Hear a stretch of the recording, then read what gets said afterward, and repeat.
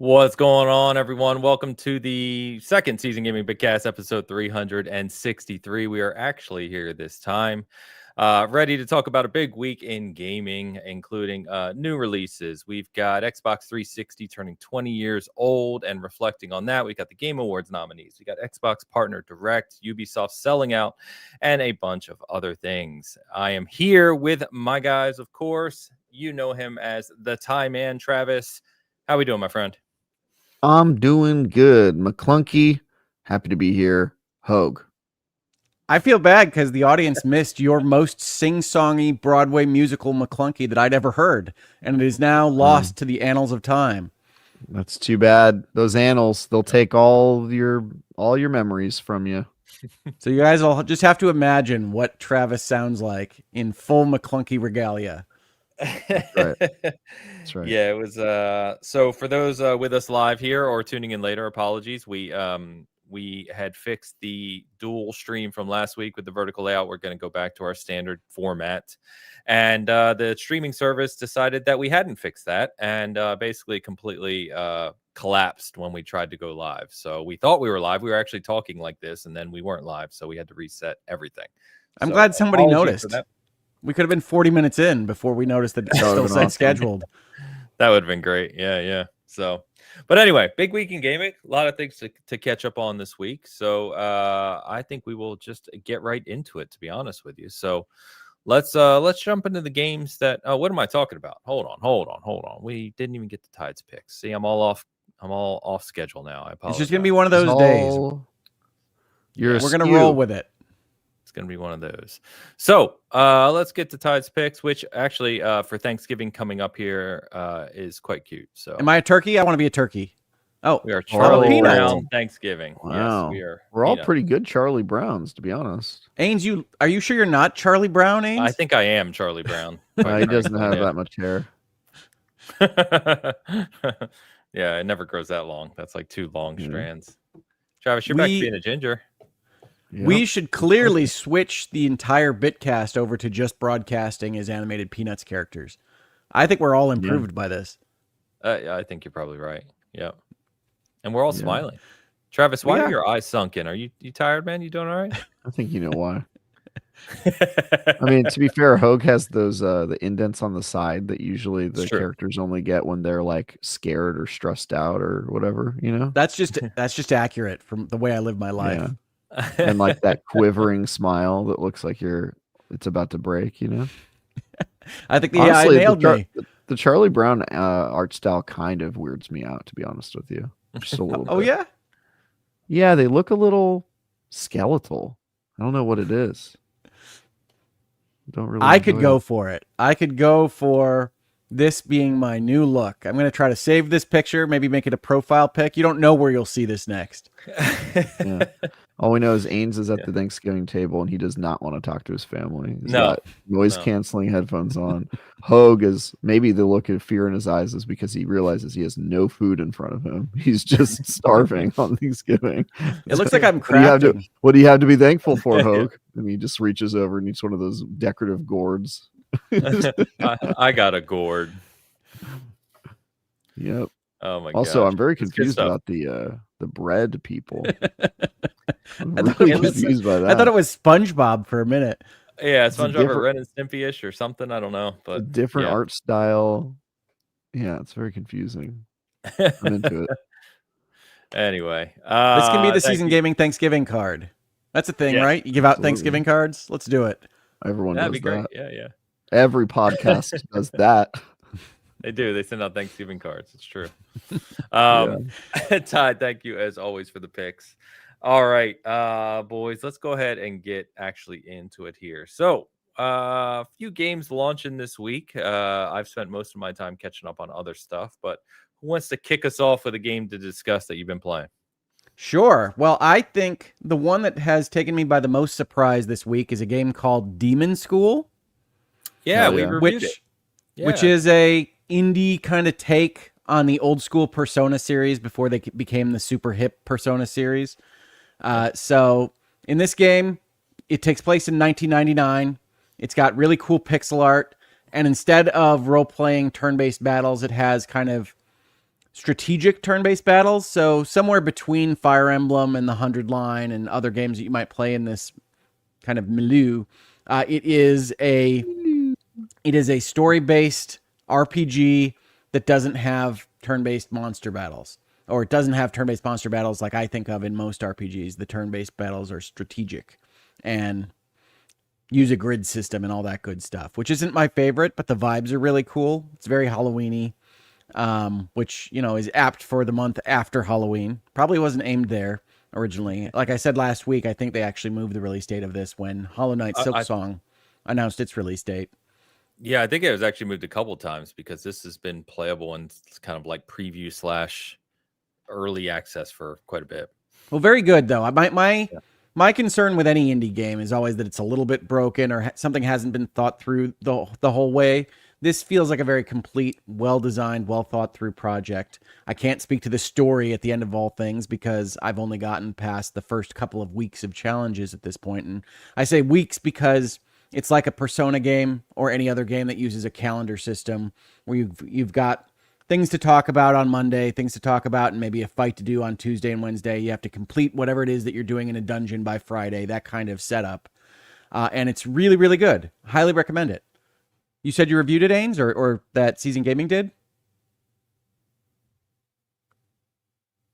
Sorry, I was responding to one of your comments in your chat. Yeah, Steve did. He's actually been playing this for a while, and it got moved, as you said. So he had plenty of time to review it, really dug into it. Reviews range up and down. He gave it an 8. He really, really enjoyed it. That feels like what I would give it. But I'm, again, not in a place to review it because, as you guys like to tell me, if you haven't beaten the game, you can't give it a review. But at least the early days feels like an 8. Yeah. Yeah, he really, really enjoyed it. So you can check that out. Obviously, no spoilers or anything, but it's up on the site if you want to read about it. He basically said, it's got a real good sense of individuality, and kind of like a lot of personality in the different characters in the game. So it does. I mean, it's trying to be cute and funny, but not in kind of the standard flavor of that right now. Not all the millennial joke telling. It's trying to almost channel like Buffy the Vampire Slayer or something from the 90s, which I think is an interesting take. Yeah, no doubt. My wife's interested in that one, but she didn't like the art, and that's a big part. That's a big part of she didn't like it. She plays the game. I think the art in the screenshots is not as effective as when you're actually playing it. I also thought I would not like the art of this game, and it turned out to be one of my favorite aspects. So you might want to punch. She also doesn't really like pixel art. Well, then that's not going to change. I don't think on this one. Be hot boys.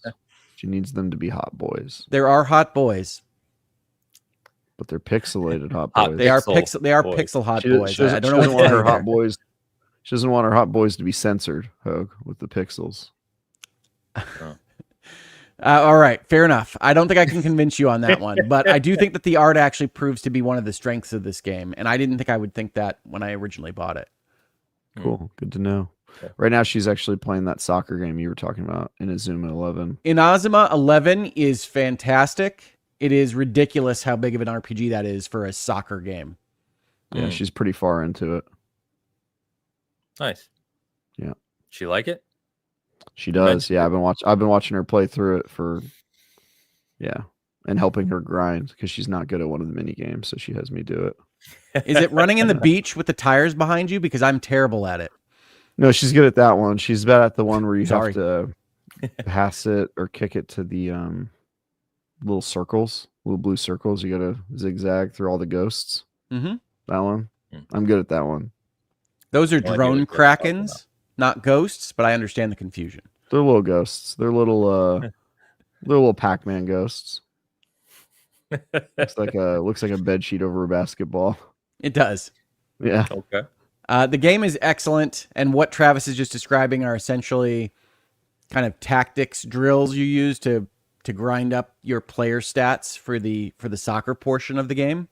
What's surprising there is that even getting to that point in the game, she probably has played it a dozen hours, so that's a bit of a surprise. I gotta imagine she's near the end because she's over 20 hours, and I think it's like a 30-hour game, according to Time to Beat. I mean, it's massive of IGN. for a soccer RPG. Yeah. Well, cool. What's the name of that one again, just for anyone listening? Inazuma 11. 11. Yes, it'll be shouted at you every time you start the game. Inazuma 11. Yeah. Yes. Okay, fair enough. Every single time I start the game, my wife goes, "Ah!" It's like it's a little surprising, I get. Yeah. It's off-putting. Also, she's afraid of Japanese. Scared of it, naturally. So Demon School and Inazuma 11, we're already off the beaten track, well off the beaten track. Well off. The other game that Shall I beat us back? Okay. The other game that came out this week that I wanted to talk about before we let Travis go fully back on the mainstream track is Kirby's Air Riders. Oh, yeah. Finally, Sakurai cannot spend another hour giving us a Nintendo Direct on this game because it's already out, he says, hopefully, into the future. But this game is fantastic. It is a racing game in which predominantly you are only responsible for pressing one button, and that one button slows your character down. Now, that might not make a ton of sense. In fact, it doesn't make a ton of sense, but you're basically using it to skid around corners and boost out of that pause, and you're not holding up or otherwise holding an accelerator to make your little flying, I don't know, I was going to say fur ball. Does Kirby have fur? I actually don't know. Little marshmallow man, go. It's got tons and tons of content. It's got a ridiculously long single-player mode for a racing game. Okay. And ridiculous lore where you find out all sorts of things about space and machines in this particular environment. If you've played Super Smash Brothers, you know how silly the lore can get in these various modes. It's that again. I really love how it looks. I really love how it plays. It's got a lot of couch co-op responsibilities that are fun for the family in Hogue House. I do have one major complaint, and realistically, it's because I think I might be being gaslit by the entire world. And that is, unfortunately, when I take Air Riders online, every time I try to play any online mode, all of my characters pull heavily to the left. And if you're trying to play a zippy racing game and counterbalance a heavy pull to one side or the other, it's almost impossible. But every time I look up this problem, nobody anywhere on Earth seems to be having it. So it's not the controller. It's not my Switch. It's not online, as best I can tell. It's just this game and just in online modes.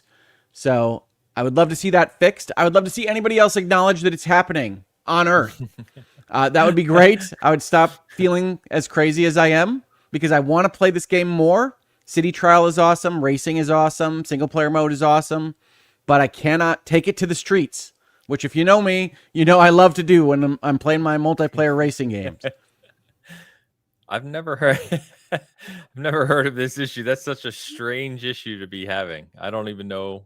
It's entirely odd. And you go back to not online. Everything works fine. Everything's calibrated correctly. And if you're playing in online mode, it just goes to the left. And you can fight it. You can beat it with holding to the right. That's no way to play a racing game, folks. Also, you can't turn right, which is a problem. Wow. Okay. Well, that's something. Was this game deserving of all the spotlight and directs and everything else we got of it, you would say? I mean, I think it was the best sales pitch I've seen Nintendo do for a long time. I was not interested in this game at all, and then I was, and I understood why I was interested in it. It really does have a lot of content. It feels like a live service game. It feels like something that could have been built around battle passes and all these cosmetics. It has really deep levels of customization, both for your characters and your machines, and yet it's all in the package. You earn it by doing things, playing the game. You might recall this from the days before internet connections. And that was a really nice thing to experience. They've got lots of stuff to go and earn. And it's just really pretty. It's a very different look than Mario Kart World. I had said when the Switch 2 was announced, I was surprised that Nintendo essentially announced 2 racing games for the first 6 months of the system. But it's so different from Mario Kart that I think they can really both coexist as long as you're allowed to turn right online. All right. Fair enough. Travis, you said you were going to beat us back to the mainstream. What you got? Talk to us. Yeah, I reviewed Disney Dreamlight Valley Wish Blossom Ranch. I think that review's out. Let's hope. I'm pretty sure it is. Don't look it up. Don't figure it out. Just talk. It's out. It's out. Talk about it. I played a lot of that game this past week. Or was it the week before? I think it was the week before this week. It's interesting. it takes the Disney Dreamlight Valley formula and says, let's add horses, and you can move quickly, which is cool. You're riding horses, you're unlocking different Disney horses. Apparently they're recognizable Disney horses. Who knew? And I can think of the horse from Tangled. I can think of the horse from Sleeping Beauty. I think that's as far as I get. The horse from Tangled is one of them, Maximus. There's also Nice. the horse from Mulan, Khan, which I did not know was named Khan. And then there's the horse from... Aren't they fighting the Mongols in Mulan? Yeah, they're fighting the Mongols, and the horse that they have as China is named Khan. Yeah, try to make sense I did not know that, but that seems like a mistake. Seems like one of them cultural mistakes. We're just there's a Khan involved in this somewhere. Let's name our horse that. Good enough. And then you get the Pegasus from Hercules, which is called Pegasus. Yes. All right. I do recognize Pegasus. Yeah. Pegasus is goofy looking, by the way. It's funny when you said they were adding horses to the formula, I was thinking that you'd have them like tilling the fields and hooked up to your mill or something. Actually, they do some of that. They help you. They can help you mine for ore by clapping their hooves against rocks. They can dig holes for you if you're gardening. They can water things, which seems like they're just peeing on your plants. But they don't specify exactly how your horse is watering. So that's cool. And then they add a new map. It's got really large area because you're now on horses, so they are allowed to give you more space because you move incredibly slow in that game. They added this like ability to slide around on ice a while back that makes you faster, but it's still not fast enough. And so getting to hop on a horse and like move much faster is like a huge come up in that game. I've thought that when I'm just walking around town. Yeah, one of my biggest complaints, and D's biggest complaints, is like it just takes forever to get places in that game. Even when they added the like ice sliding, it just wasn't. There's no like fast travel or anything. There is, but like you'll fast travel and then you'll be like, all right, well now I need to go walk around and look for rocks, and you'll like see a rock like 20 meters away, and it'll take like 40 seconds to walk there, and you're just like, you're like seriously, you like really take your time, like you're frolicking, Anyway, so that solves that. They also add 4 new characters for you to befriend. There are 4 characters I didn't really care about in Disney, and I found out I was extremely wrong for not caring about them. What are the 4 characters? Snow White, who is annoying and creepy. Obviously, the first Disney animated character. I think she's that's very worthwhile creepy. inclusion. She was like, "Oh my god, I'm so glad to see you," and then she has this like creepy look in her eyes, just like, and you're like, dude, are you possessed? I actually thought she was the villain the entire story. I literally thought she was gonna like turn into another creature and be evil. Spoilers, apparently Snow White is not the villain. Snow White is not the villain in the DLC, spoiler, but I thought she was the entire time. And Dee was like, no, I think she's just that way. I was like, really? Anyway. It's clear you grew up in a different era. Yeah, she's from a different era. Cruella DeVille, who, from what I can tell, is a British woman who doesn't like animals, and she likes to skin puppies, particularly. Yeah. So she's mean to you the entire story and makes you do chores for her while she's mean to you the entire time, which I didn't appreciate. Then there's Tigger from Winnie the Pooh, who is a tiger who bounces on his tail. And okay, everybody likes Tigger. That's kind of everybody. I learned everybody likes Tigger, but I can tell you this: he's not a great quest giver. He makes you do a lot of random stuff for no reason, and I'm like, why am I? Yeah, there's an entire quest line. Fun. You know, that's a common critique of the Winnie the Pooh verse: is that Tigger is a bad quest giver. Look, I'm sure he's fine when you're watching a cartoon. I've seen Winnie the Pooh cartoons, okay? But when he is the person telling you what you need to do, and that thing is, hey, I want you to draw faces on a bunch of balloons and make them be a family, I'm like, what am I doing? I'm so confused by this. He basically just gets in the way the whole time. The only useful character they add is Tinkerbell, who is cool conceptually, but she's basically just a tiny sprite on screen who has nothing, like she has very little involvement in the story aside from like occasionally casting spells for you. In fairness, that sounds like they exactly captured her role in Peter Pan. That's fair. Well, I don't know. In Peter Pan maybe, but in Hook, you know, Could have made her hot, Hook. Julia I'm Roberts. not familiar with this. Hook. Something about Dustin Hoffman. Oh boy, you never seen Hook? I've seen Hook. Yes, no, Okay, absolutely, yeah. I've seen Hook. Hook's great, classic. It's Robin Classic Williams. movie. You know what's funny is I thought Hook was like a beloved movie, and I showed it to D. And then I looked it up online, and it's like not liked. Like people don't like that movie. I was like, really? Oh, really? I'm kind of surprised by that. Yeah. No, yeah, the review, the Rotten Tomatoes for Hook is like surprisingly negative, and I was like, really? I thought this was like a classic movie. It's kind of funny. Anyway, the main problem I know this is not going to make any sense with what I've told you so far, but I ended up giving the expansion a 6 out of 10. And the reason for that is because it is the buggiest expansion they've put out from this game. Oh no. It real bad.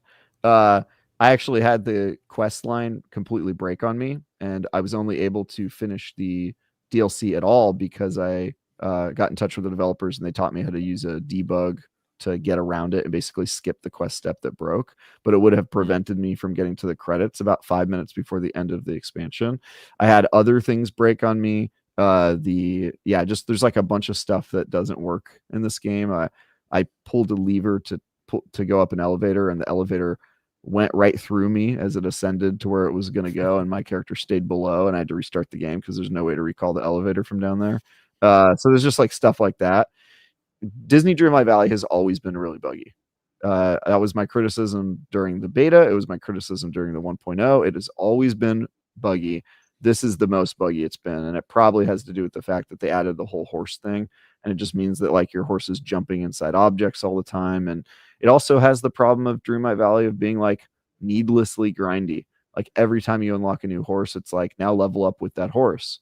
How do you level up with that horse? Well, you can't have conversations with it because it's a horse, so you can't increase your social, standing with it by talking. So you just have to ride it around and like jump over random objects until it likes you enough. And that's the entire like process there. So it basically just is the most Disney Dreamlight Valley expansion yet, both in good ways and bad. Like it just has the most stuff to do, but also the most like bugs and most grindiness. It's actually not the most grindy, but it still has the same kind of like problems that Disney Dreamlight Valley had. So I gave it a 6. I'm sure that in like a couple weeks that'll probably be an irrelevant score once they fix some of the stuff, but like I wouldn't have been able to finish the game if I weren't reviewing it, and I feel like that's noteworthy when giving it a score. Like it is quite bad in terms of its bugginess. So anyway, I played that.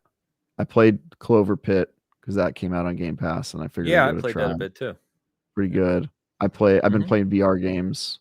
Getting back into VR. I went and did some escape rooms. What's it called? Room of Realities or something like that. My wife loves escape rooms, so anyway, I'm doing escape rooms in VR.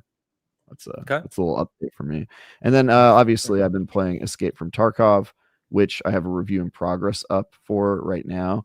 If you've never played Escape from Tarkov, it's the progenitor of the extraction shooter. It is also the jankiest game that has ever been created.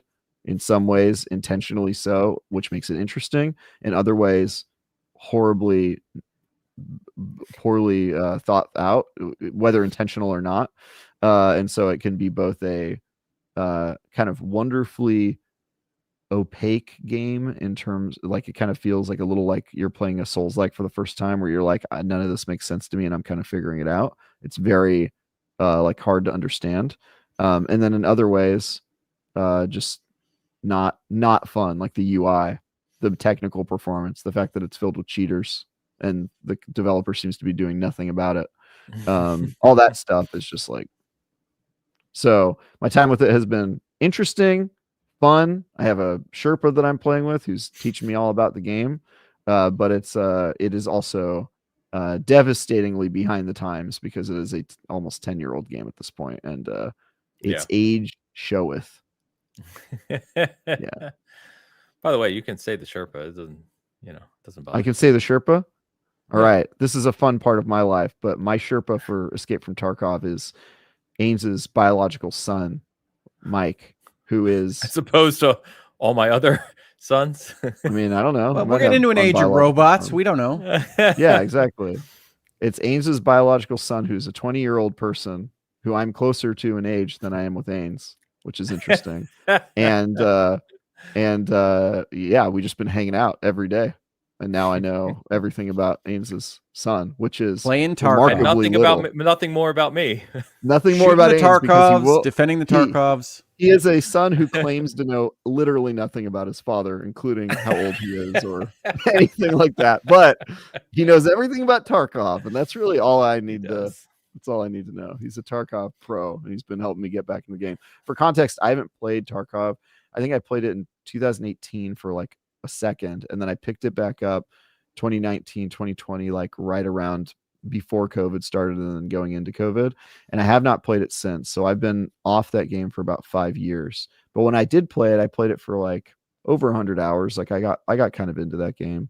And a lot has changed, but also a lot hasn't changed, which is a bad thing when it's a five years later, right? And so my perspective of it and where it stands in the world of gaming and also where it stands in the genre of extraction shooters is obviously greatly shifted now that we've seen like very good, very polished extraction shooters, of which Tarkov is not.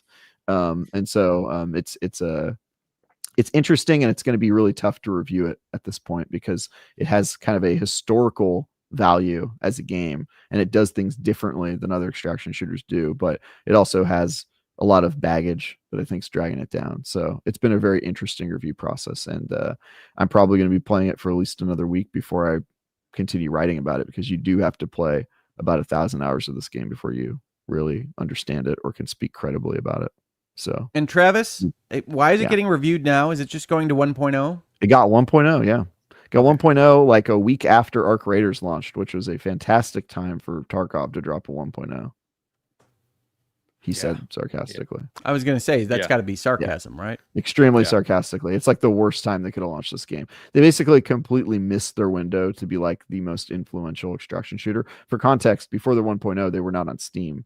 And so you had to go and download their client, and then they have a bunch of different versions of the game. Basically, they were milking it for money by not putting it on Steam and like selling all these. There's a $250 version of the game that gives you absolute advantages in the game that are impossible to gain through gameplay. And so it has like a weird pay to win thing. It's just a little scummy. And so now that it's on Steam, it sort of has missed its window to be like the extraction shooter. So it's kind of an interesting case study in game development and publishing. Yeah. Interesting. Yeah. Well, anyway, that's my mainstream update. Mainstream update from Thai Guy Travis. I've got a couple things to talk about. Before though, obviously with the issues we had at the start of this live stream, the links being wrong, having to put new links up. For anyone who's with us right now, if you could share this out, like whatever, it'll help us, because I posted on social media the wrong links. Wrong link is now up on the channel. There's all kinds of things that are probably messed up from that error. So if you could help us out, we would appreciate it. So a couple things. I was playing Total Chaos. Total Chaos is a game that was revealed at the Xbox Partner Direct this week, which we're going to talk a little bit more about here shortly. But it was made by a small studio that was actually making a game originally as a Doom 2 mod. So the original Doom 2. And if you haven't seen this, a bunch of small developers over the years have made like offshoot games using Doom 2 and the kind of that corridor run and gun foundation. And basically what they turned this into is a full-on horror game.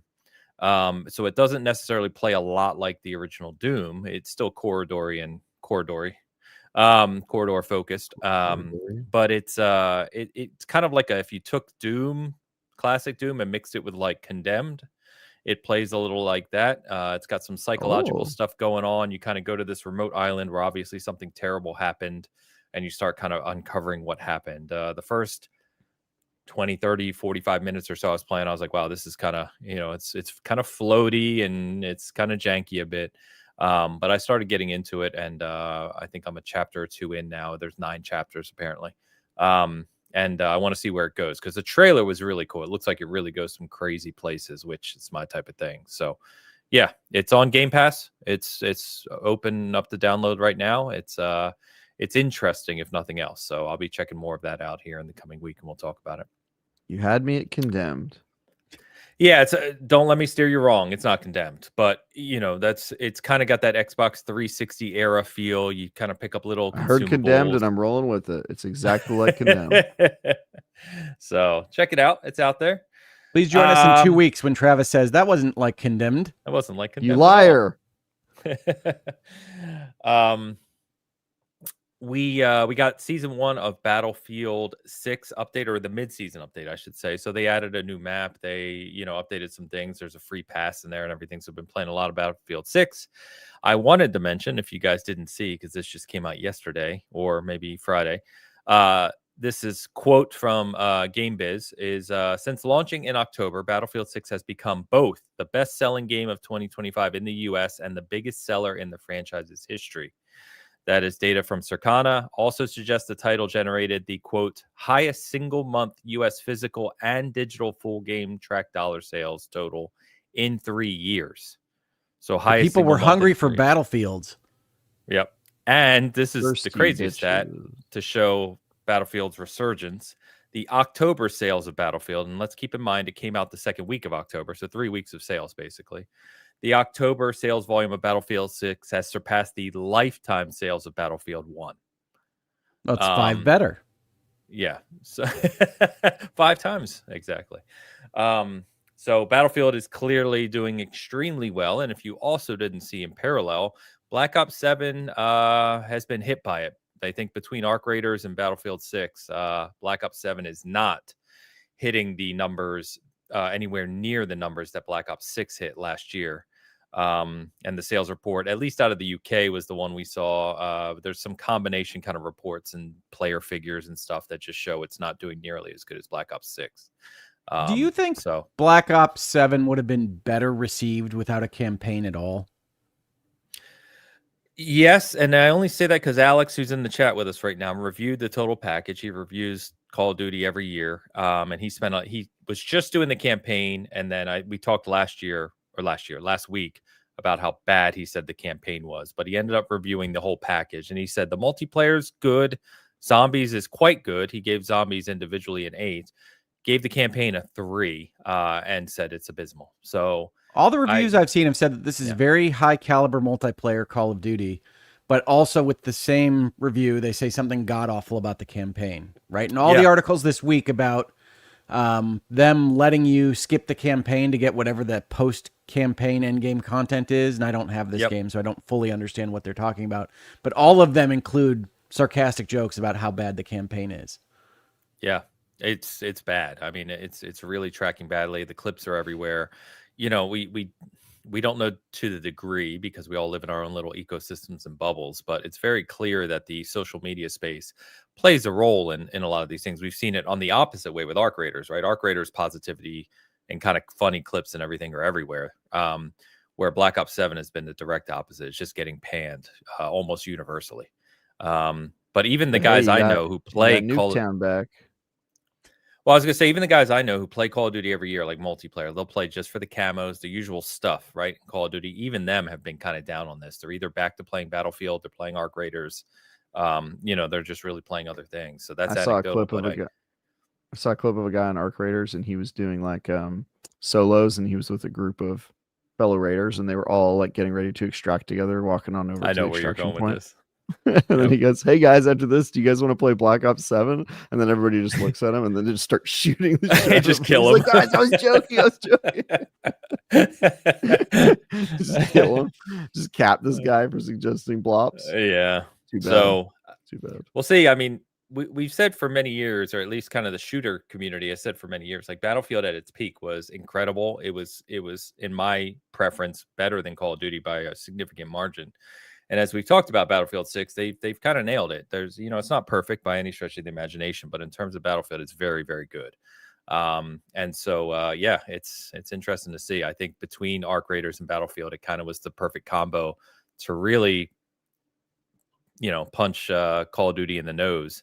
And I think, I don't know about you guys, I'm not a big Call of Duty guy, but it really does feel, and we've been saying this for years, that they need to take a step back and kind of rethink this entire structure of Call of Duty. I know typically it's the best-selling game every year, so it's kind of silly to say that, but it just feels like they've kind of jumped the shark. Than Battlefield, right? That's what you just got done recapping.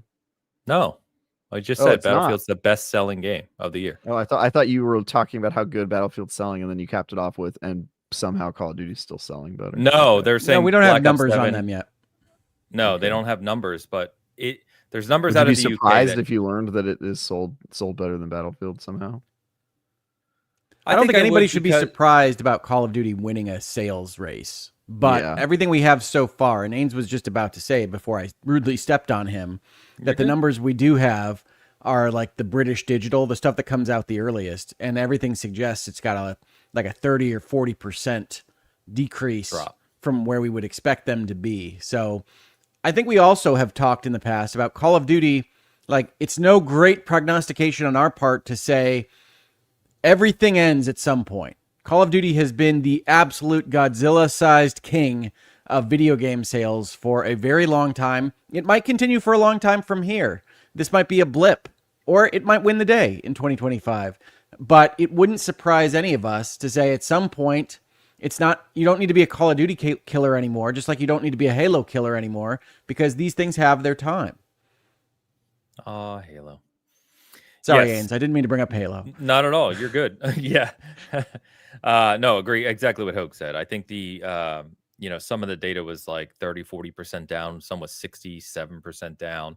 And then it was very clear if you look at just the messaging, right? After Black Ops 6 last year when they launched, they were all over social media saying #1 most played game, best launch in Call of Duty history, all this stuff. This year, their quote was, "We're seeing good engagement with Black Ops 7." And it's just like, yeah, there's a clear drop off here. As you know, the game has released successfully. Yeah, exactly. So, yeah, I don't know. I don't know, honestly, but here we are. The one other note I was just going to make real quick was on Arc Raiders. I did play Clover Pit as well. Pretty fun game, rogue slot machine roguelike. What's not the like, but Arc Raiders, continue to play that. We kind of talked about this previously, Travis, but I wanted to get your thoughts too, is like, we're at a point now where it's still the buzz everywhere. Like Arc Raiders still being played like crazy. But for me, like someone who had dozens of hours prior to the game even releasing just because of the preview events, and then has now played a lot of hours since its full release, kind of done everything I want to do in that game. You know what I mean? So I found myself yesterday, I was playing with a buddy, and it was like, we're running around and he's like, "You looking for anything?" I was like, "I'm looking for some light bulbs." And then after a few minutes, I was like, I'm running around looking for light bulbs. Like, what am I doing? Like, we could be playing Battlefield, or I could be playing anything, a Ghost or Yote or whatever.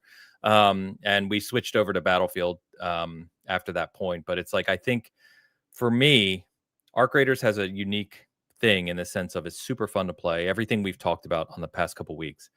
But long term, as we talked about at a high level, it doesn't have like the Diablo-ish Path of Exile long-term skill building, loot building, hunt for the character that keeps me playing over here. But it also doesn't have the huge skill gap, fast-paced, competitive multi PvP side of like a Finals, a Halo, any other insert shooter here. So like it walks this weird middle line for me where it's like, once I've kind of finished everything and I can't continue skill building, I'm not getting my PvP itch scratched. I feel like I'm going to be okay. I love Dark Raiders, great game, but I'm kind of good with it at this point. Yeah, I guess I never really got to get to that point. I played as like a ton of it and then had to move on. But I will say, playing Tarkov and some of the other games I've been, like when I was playing Disney Dreamlight Valley, I was like wanting to go back to it. D also like hopped in with me and so was playing some Arc Raiders, which was really fun to see her like go through Nice. some of the early stuff. So I do think that Arc Raiders has meaningful pursuits in the late game.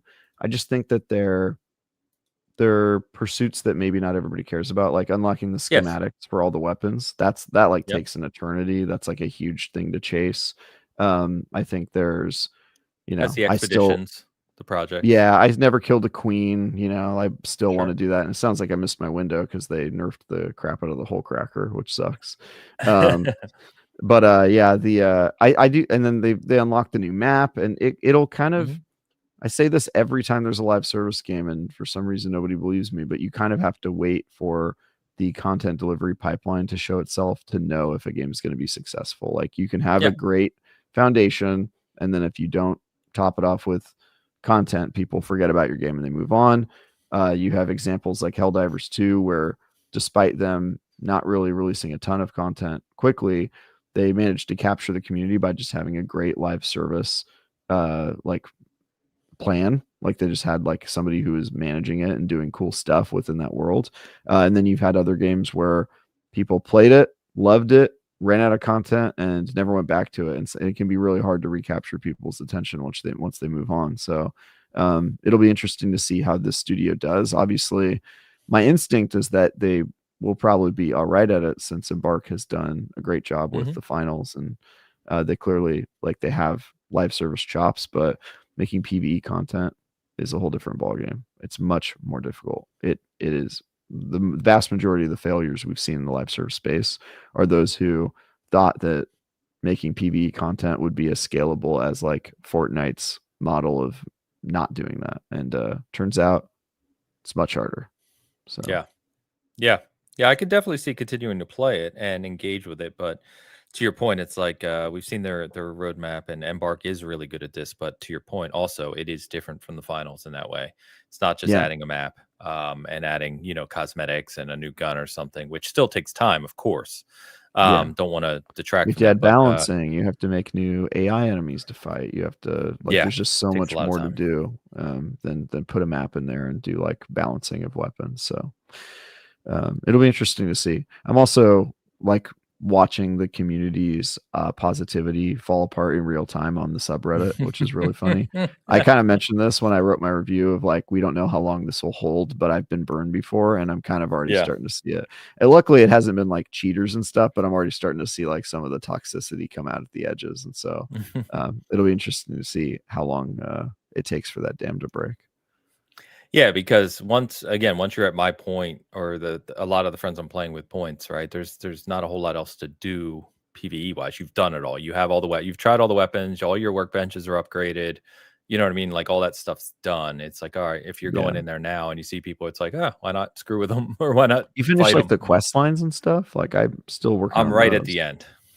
Really? There's a couple left to do, but both my friends who I play with regularly done them. They're done all the projects. It's crazy. I'm at over 100 hours and I still don't even have all the workbenches upgraded. I feel like I'm just playing incredibly unoptimized. I'm mostly doing solos, and I come back from expeditions, and 95% of the time I haven't made any progress toward a quest or a workbench upgrade. I'm just I end up with whatever random loot I have on me. So yeah.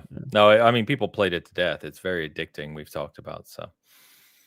But so I think that'll wrap us up there. Let's get caught up on a couple super chats. We got a bit ago now, as we've been talking.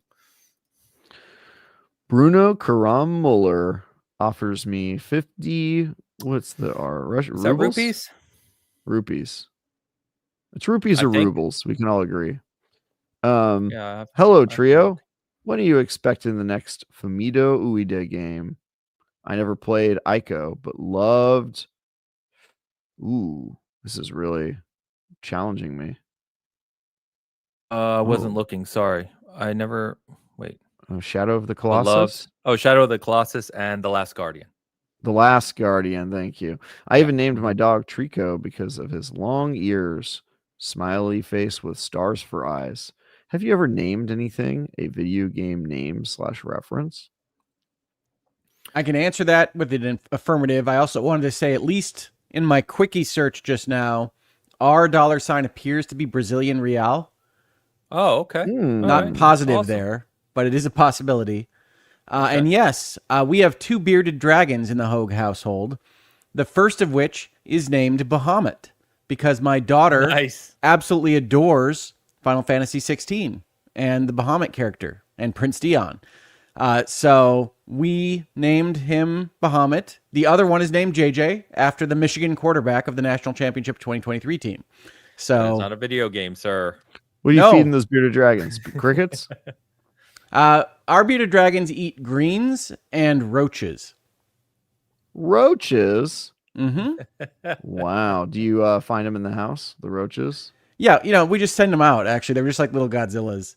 No, my experience is that I had lizards as a kid too. And my experience is whatever you're feeding them, you will find those creatures in your house, inevitably. Well, we've been lucky so far with the roaches. They aren't very mobile. And they are fun to feed to the bearded dragons, who do literally walk around their terrariums like Godzilla, and just eat these little guys up. So yeah, I love the absent look in their eyes when they're eating something. Like they'll have like a thing half broken in their throat, and they'll just be like, "That's right. That's actually very accurate." Travis is giving you the full beardy experience. There you go. Bruno, let's see. Fumito Ueda, yeah. So quick search because I had to remember on this one. He has announced Project Robot is what he called it. But a few details available that I can remember, and I quick look to see if I'm forgetting anything. But unless anyone has anything I'm not finding, we don't really know what or when that's going to be. So, but I know there's that community behind kind of Weta Games of Shadow of the Colossus, Ico, and Last Guardian. That is like they beloved games. So we'll see. I don't know. Sorry, don't have any more info for you. Travis, you ever name anything after a video game reference? I don't think I've had anything to name. I don't have kids or pets, so like, what am I naming? Like my appliances. I named my guy down there Rex from Mass Effect. You guys, you know what I mean? I don't think. I don't want more clarity, but I don't. I got quads. You know what I mean? My quads. I don't know. We originally named our dog Bruce after Bruce Campbell. Well, that's cool.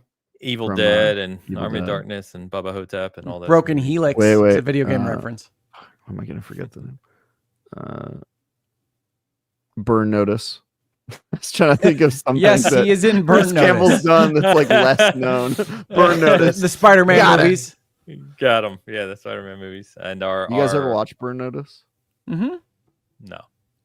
Underrated show. Michael Weston in Miami. Michael Weston in Miami, guys. And our cat is named Carlin after George Carlin. Nice. That's a good no video game references I can think also, of. Yeah, I love the George Carlin games. Really I mean, technically Bahamut is like a religious reference, but it's a video game reference to my daughter. True. Yeah, true.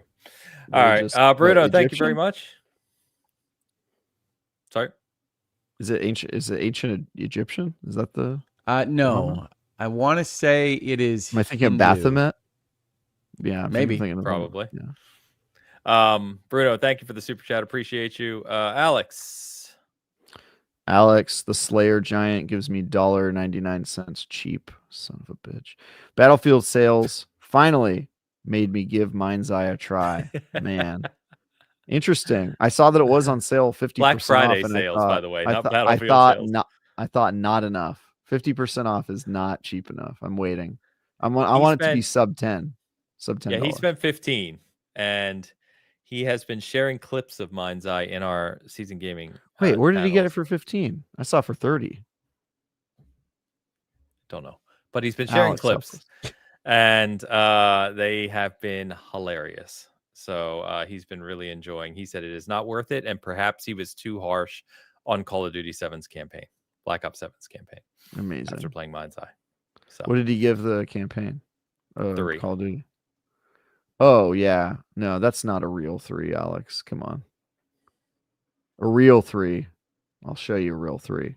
I think he's experiencing a real 3. Yeah, I think he is.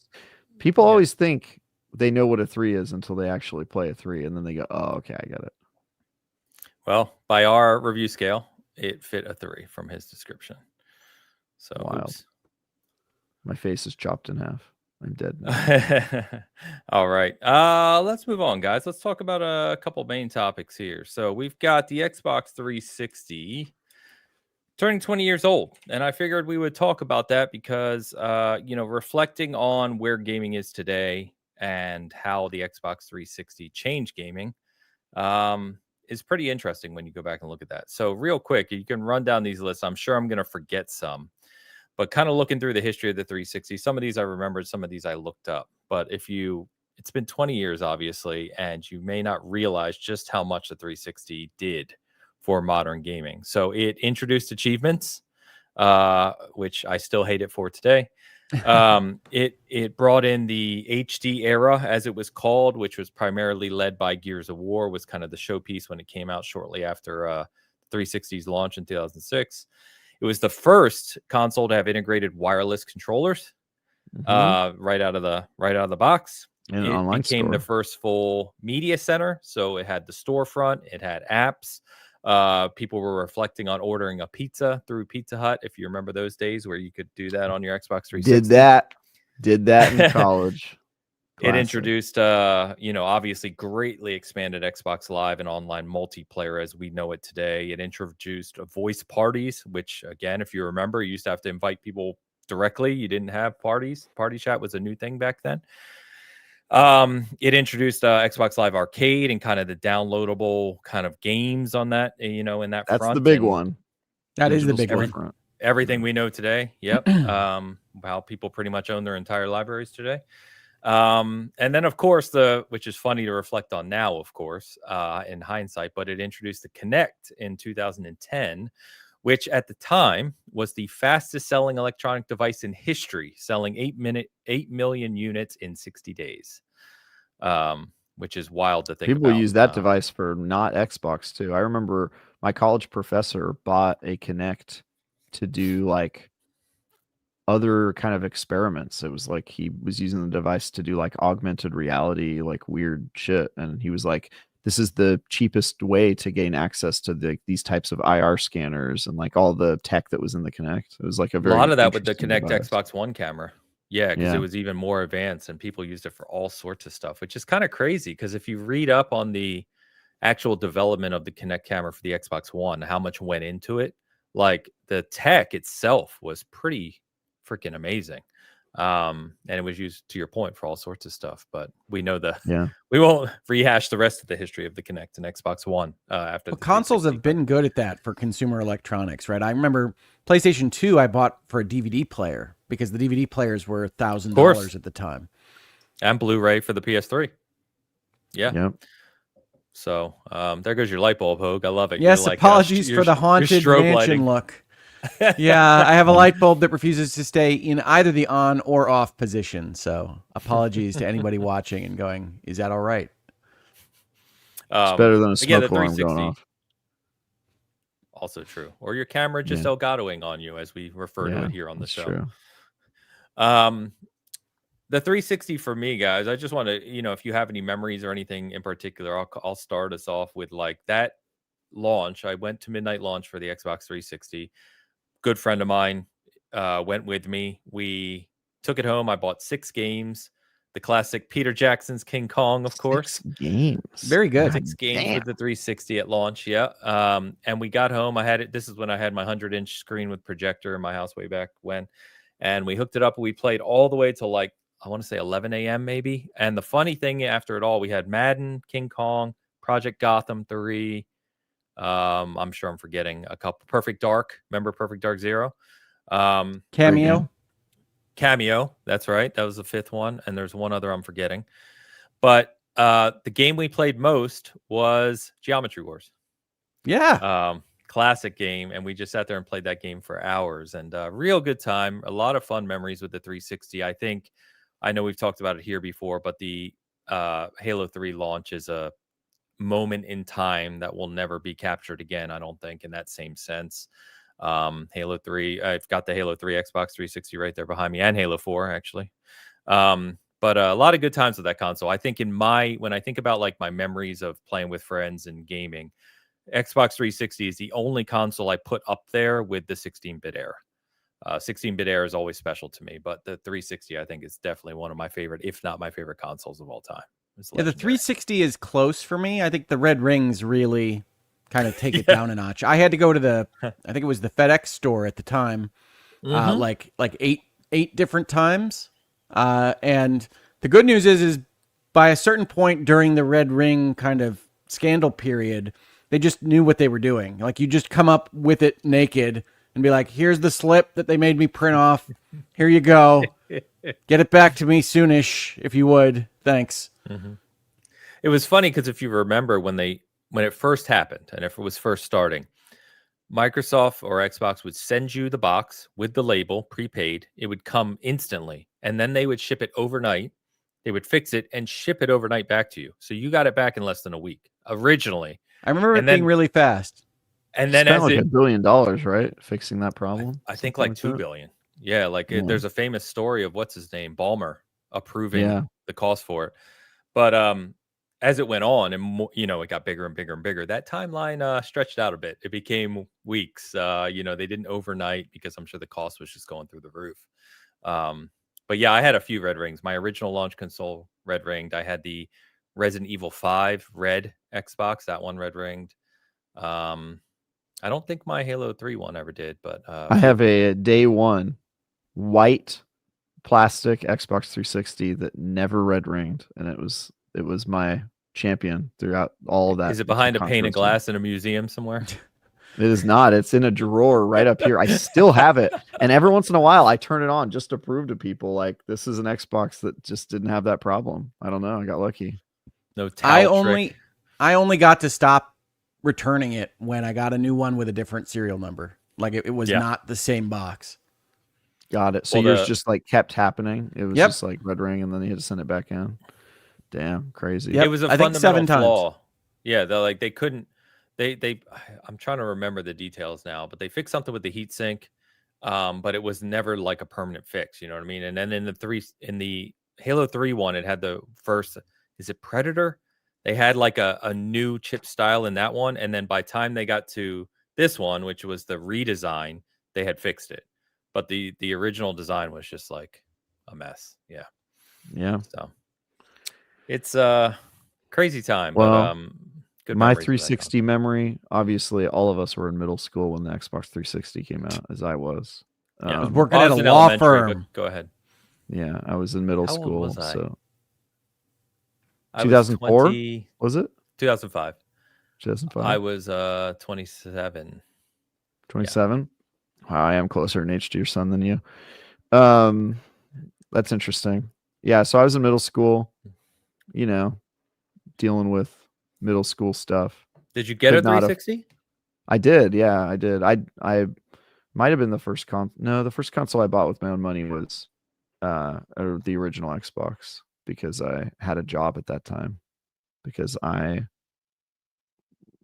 needed money. Poor little. That's why most people work. It's usually why you work. Rat. You need money as a kid, so you lie to people about how old you are, and you get work. That's and that's usually good enough. Yeah, and I bought a 360. It was, I think I knew it was coming like years in advance, so I saved up like every penny I had and bought it, and then it did not red ring on me, so I never had that issue. I played a ton. Appreciated your effort that you put in to get it. That's right. Yeah. I think I was planning on only buying Oblivion on day one, and then it got delayed. So I think the only game I was able to buy the day that came out was Perfect Dark Zero, which I played so much of, and I used that media player so you could play music over the game. Use that all the time. Oh my god, yeah! I remember I had my Zune hooked up or something. It was some device hooked up to my Xbox and was just playing my own soundtrack while in multiplayer lobbies for Perfect Dark Zero. And I must have got almost every achievement in that damn game. And then that Xbox followed me through high school. I remember I was ASB president of my high school, and I made an announcement that I had beaten Halo the day after it came out, because I did like the school PA system announcement, and I was like, I beat Halo and Legendary last night, haha. And it was like the morning after it came out at midnight. And then it followed me to college as well. I played that thing. I mean, it was, the Xbox 360 period was so long, but if during the ages I was when it came out, like 8th grade to junior year of college or something like that. It's 8 years. Yeah. It was like the years. It was like the most things happening in 8 years. Were those years that I experienced the 360. It was like a companion from middle school through to high school through to college. Like I don't think I had any friends that I had been friends with for as long as I had that Xbox by the time I was in college. So like, and certainly not any girlfriends. Am I right, guys? Am I right, gamers? That must have lasted through my first 3 girlfriends. I don't know, man. My girlfriend was pre-ordering me Resident Evils in the nearby town during college. You didn't have the same experience? Was your girlfriend your current wife? Yes. Yeah, that checks out. You and Ains are crazy. My dating history was horrible. I cannot believe you guys just, met your partners that early. It's unbelievable. First day of orientation in college. I didn't. What are you talking about? Yeah, but you were still pretty young back then. Comparatively? How many girlfriends did you have, Ains? Serious girlfriends. Serious girlfriends? Like long term? Yeah, long term. More than 6 months. 5-ish? 6? 5-ish? Okay, that's actually not bad. Yeah, long term. Yeah. A lot more than that. I think every 6 months I was ordering a new one. That was my red ring, was my dating history. I was sending it back to overnighting it to Microsoft every 6 months. Yeah, it is crazy though if you think about those years. I in some ways, it's easy to be nostalgic and to say, man, I miss those days in the gaming industry without realizing all the fantastic ways we have gaming today. So I don't want to be that guy, but the times I had during that era with friends and kids, my kids were young at the time, right? So we had a lot of Borderlands 2. You had Call of Duty Modern Warfare 1 and 2 at their peak. You had Halo 3 and 4. You had, Halo Reach. You had Oblivion, to your point, Travis, which was a revelation when that game released. You had Mass Effect 1. You had Gears of War. You had, all these games, that BioShock, like Assassin's Creed, all that era of those classic IP that are now classic IPs started during that era. And if you don't remember at the time, because PlayStation 3 came out a year later, remember, and it also didn't have the same support from third party out of the gate. So like Mass Effect 1, those big games were not on the PS3. They were all 360 games, which is crazy Oblivion to think about either, nowadays. Right? Nope. Yeah. Nope. It's crazy to think about now, right? Given where we are in the industry, but back then it's crazy. Xbox just scooped them. I also remember it was like the cool console. Like I wasn't cool, obviously, but I remember it was on like MTV, and like friends that were not everywhere. gamers were talking about how the 360 was like cool. When I was like, damn, Microsoft just went in there with the marketing money and like made people think that the Xbox was where it was at. That's what they do. Yeah. Yeah. It was just crazy because PlayStation and Nintendo were so embedded in the gaming community, and the Microsoft was like, we're going to make the Xbox popular not with those people. We're going to make it popular with like a whole new group of people that we think could be gamers. You know what I mean? If you go watch any TV show from the early 2000s, like one of my favorite shows was a show called Chuck, right? Which was just a spy comedy, but one of the bits was that he worked a normal job at the equivalent of a Best Buy. And like every single time they'd have a scene and it would be in front of, Master Chief or Gears of War standees and everything else. Like that's just what they did.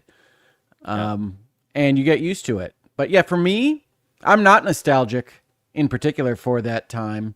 The Microsoft Xbox offerings were never really where I mostly gamed. You can tell from my reactions to things like Gears of War and Halo. But I do think, as anybody that follows Hoag's Notes knows, I love smaller games, and Xbox Arcade basically built the indie environment that we know now. And it would have come, I think, anyway with Steam and Valve, but the access on console to all these tiny little experiences, you mentioned Geometry Wars, I was so enamored with the notion that I didn't have to go out to the Best Buy or anywhere else to get something, and I could just feel like playing a new thing, seeing what was available that week in the store and checking it out. And I think folks know I update everyone on the fact that I look through the eShop, which is my current digital storefront that I use the most on the Nintendo Switch. Every week it updates, and there's a lot of garbage there, ton of stuff to ignore, but there are real gems. I try to bring as many as I can to your attention every week.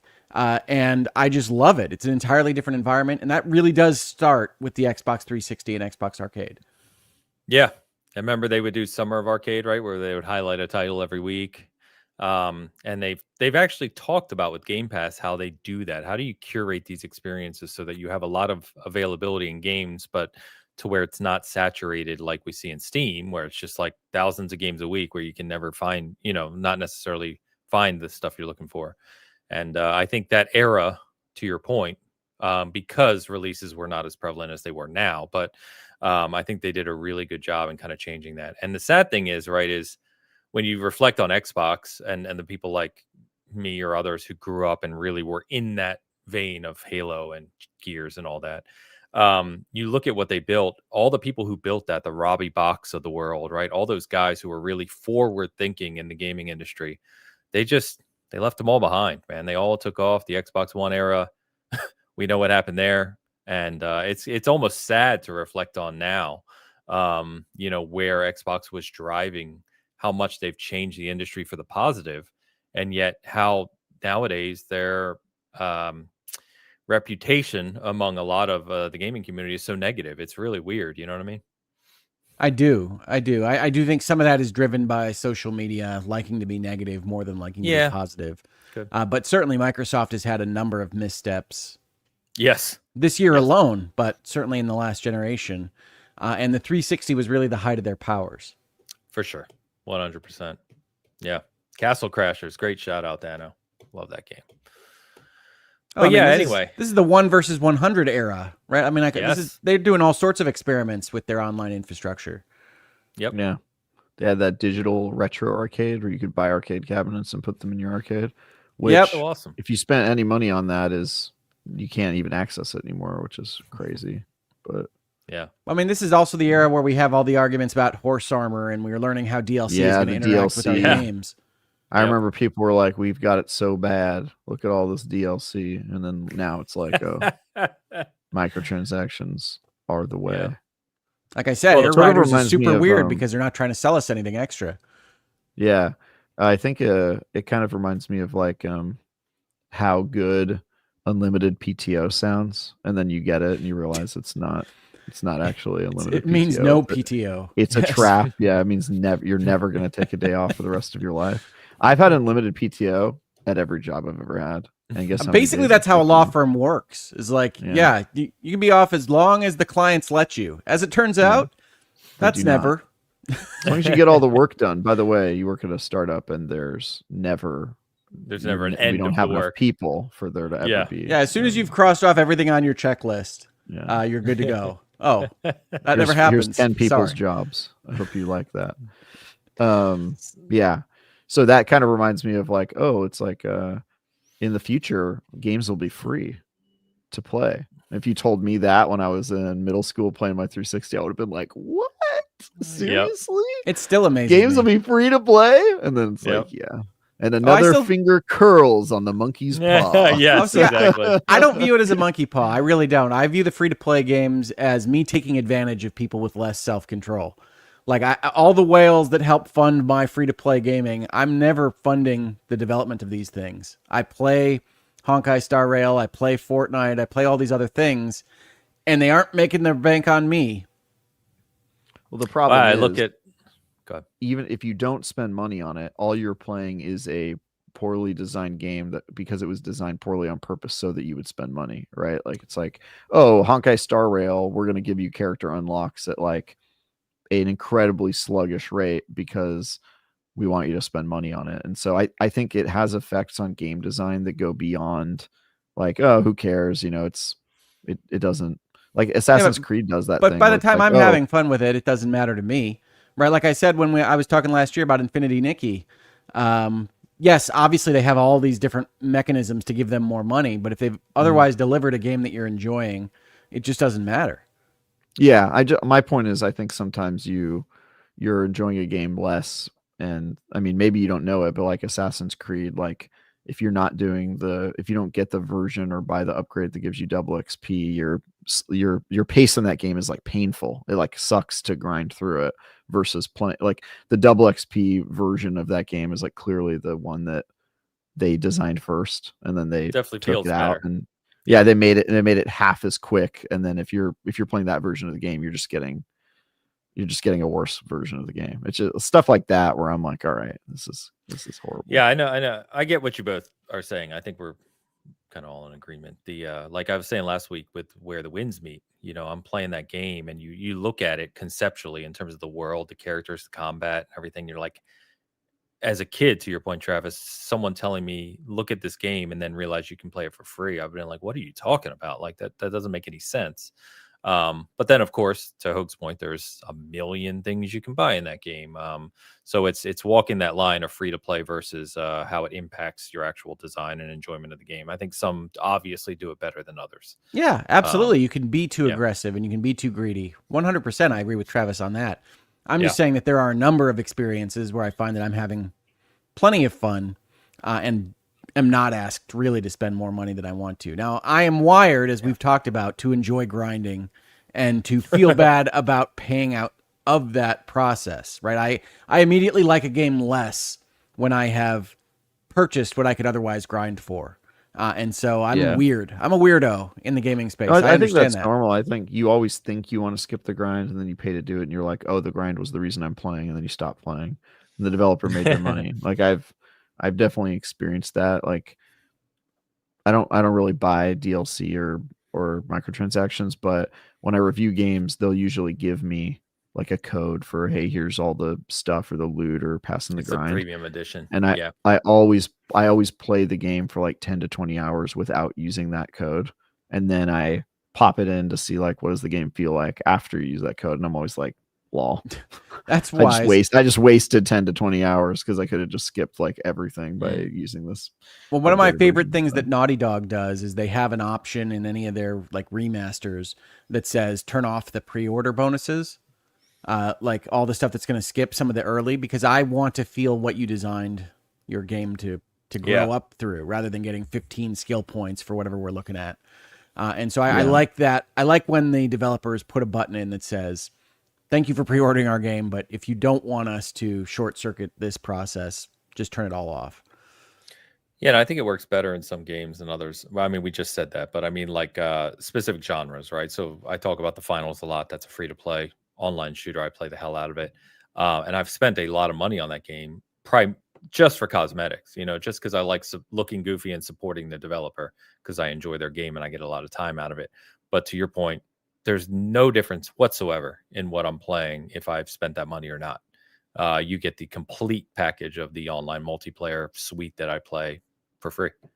I do it. And I think I've also said I look for places sometimes to go find a place where I can give a $5 if I feel like I've gotten essentially an excess amount of time out. Of course. I won't say how much I've spent on the Finals. It's embarrassing. But anyway, Xbox 360. Thank you for all the memories. Great console, man. Love that thing. And this Halo 4 one behind me is still one of my favorite, like, designed of a custom console ever. It's like clear and has like all kinds of colors. I have the R2D2 C3PO one. I think that was a Connect bundle, wasn't it? I think. Yep. Yeah. Because they have a C3PO styled Connect. It's gold. Right. And I still have that because Star Wars. Yeah. I have and to put a finer point on it, Star Wars.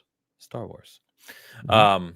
I have the Gears 4 and 5 one down there, the Xbox Ones. But I want to go back and get the Gears 360. It's one of the few kind of special ones I don't have, so I need to pick that up. My friend Raul collects the custom consoles for the 360 and Xbox Ones because they did a bunch, and he is devastated that they stopped doing that in the Xbox Series like era, because he had like, he must have like 40 Xbox 360s and like 20 Xbox There's Ones. A lot. Like he's got a lot of different ones. Yeah, it's kind of silly, as always. Someone, funny enough, mentioned the faceplates on the original 360 before they redesigned it. And I remember a big push. Part of the way they were appealing to the cool younger generation millennials like myself was like, you can customize it because this generation only cares about making things custom for them, and they're selfish, greedy. They want it their way. They're so customizable. And I remember those plates were so useless. I don't think I knew anybody who actually used one. Also, didn't they only go on the front? It was like just they only went on the front. The rest, the rest was just the same console. It was a bad idea. But the funny thing is, right, we're seeing the Steam box or GameCube. They're like, you can put a custom plate on the front, and people are like, oh, that's cool. And it's like, 360 did that 20 years ago. Didn't the PS5 do it as well with the side plates? Yes. Yeah, because Dan was talking about how he got replacement plates or whatever. Yeah, I have them on my original PS5, which is actually over there. Well, there's a whole copyright fight about them because there was a third party that was trying to allow the plates, and Sony was trying to sue them. It was a whole thing. That was a virtual legality. Nice. Yeah. Anyway, jump over, staying on Xbox. They had the partner direct this week, and I don't think we need to run down the entire list of games, but a couple of things I was going to call out. So I already talked about Total Chaos, which is one that released. We did one of the big announcements was Vampire Crawlers, which is the follow-up from Ponkel to Vampire Survivors. So not a direct sequel per se, but a follow-up. There is an interview on Xbox Wire with Ponkel about that game if you're obviously a big Vampire Survivors fan. But it looks like he's turning or kind of evolving his next game into is a card-based roguelike. It's a card-based deck-building roguelike, which are basically all catnip phrases to me. Since they built Vampire Survivors as this kind of evolving, constant dopamine drip video game, this looks like the most dangerous announcement in video gaming to me. Like, this is the one that could easily take hundreds of hours if they design it right for me. But this is really exciting. I think it's an exciting direction to go. I've talked at length about the fact that indie companies are currently loving the roguelike and deck building eras, honestly, simultaneously. So I think this could be really, really cool. Can I tell you guys something you probably don't know about the game Vampire Survivor?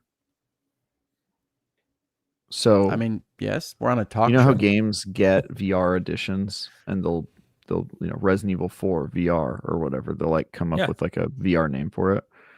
Vampire Survivor got ported to VR, and it's the name of the VR version is Vampire Survivor, but it's in VR. No, sorry, but it's in virtual reality is the official title of the VR version. I just thought you guys should know that. I didn't know that, and that but is it's in virtual reality. Yeah, for that to be the official title. Yeah. Good job, Vampire Survivor. That's what I have to say about that title choice. Yeah, so Vampire Crawlers, no date on it, but like I said, if you want to know more, there is an Xbox Wire. There's actually a few Xbox Wire interviews and articles about the games from the Direct if you want to know more. You say no date, but it's got a broad 2026 on it, doesn't it? Yeah. Yes. Yeah. Sorry. When I say no date, I mean no specific. Okay. Yeah. Reanimal, we got the latest trailer for that is the kind of, for lack of a better phrase, real Little Nightmares 3. That's from Tarsier Studios. We've talked about that one. The people who made Little Nightmares 1 and 2. That comes out February 13th. We get, which I almost texted Dan about, guys. We get a Eminem tries to kill Slim Shady crossover in Hitman, which I never thought I would see, but here we are. Isn't Slim Shady a fictional character from his songs? How deep do we want to go into this, Oak? Okay, no, it's okay. I don't need more context. Eminem is Marshall Mathers, and Slim Shady is his alter ego. And if you don't follow Eminem, his latest, he's had obviously, again, 25 plus years of Eminem, but his latest album was The Death of Slim Shady, where he tries to kill his alter ego because of just, he's basically playing of like, this is my old self who did all these bad things. It's been part of his music for a very long time. Have you seen the horror movie Us, Hogue? I have. Like that. Okay. Yeah. And you would be surprised how deep this goes. So that's why I asked how. All right. No, I appreciate the 30,000-foot view. I was not trying to start something. So when people see like the thumbnail for this is literally Hitman and Eminem, as you know him today, versus Slim Shady. And that plays into his whole album and everything else. So it's a really cool idea. I just didn't expect to see it in Hitman, but here we are. So. Big fan of Eminem's work. Loved him in The Interview. Damn it. I don't think I've seen him in anything but 8 Mile. Well, you guys haven't seen him in The Interview? That was not a movie that appealed to me. Oh my God. It's such a funny scene. You know what I'm talking about, right, Ains? No, I don't. Oh my I was God! thinking, You guys you got to said see the that interview, and scene. I was thinking of Happy Gilmore 2 for some reason. So I No, apologize. the interview is the one with the North Korean druggies. one. Yeah, the North Korean one. James Franco. Oh, Eminem is I have in seen that movie in the I have seen that. beginning with the. Do you remember what he does in that one where he just like comes No. out as gay in an interview and like they got Eminem to be like, I'm gay, obviously. I've been putting it on my songs. It's just such a funny scene. Oh, it's so good. Yeah, that's great. So there's a few other things here. There's an interesting game called Erosion. So it's a pixel art based game with supposedly a unique mechanic where basically it's like a Western in pixel art style, but anytime you die in the game, it's a roguelite. Anytime you die, the entire world ages 10 years. So like characters will age and eventually die. And I guess you'll see what happens with that. That's an interesting take because in normal roguelikes, when I die, I feel like I've aged 10 years. Well, they've done that before, right? There've been a couple games where your character ages on a death, or otherwise has some kind of legacy that involves age. Yeah, I think this is like the you don't age, like the world around you ages, so things change. I don't know how well it's going to be implemented. We shall see, of course. Clover Pit launched. Dave the Diver with finally launched on Xbox, and they announced the In the Jungle DLC. Had no idea Dave was not on Xbox yet. This was news to me. Yeah, it doesn't get any Eastern games on it. Yep. Echo Generation 2. They're making a second Echo Generation? Nice. Yeah. There was a trailer for Tides of Annihilation you may want to look at, Hogue. I saw a lot of people who, I know this wasn't the fast action, real-time action Final Fantasy wasn't your favorite thing in the world, but a lot of people I know kind of like modern Final Fantasy 16 and stuff were talking about this one. So I feel burned a little bit, and that's from Lost Soul aside. I know it's a completely different company, but I just don't trust these kind of fake Final Fantasy games at this point. So they can wow me. I know it's got my L in it, so I know these things about this game, but I just don't trust it. So hopefully it's great, and then I will buy it, but this is not one I'm going to hype separately. Okay. Yeah, you can take a look.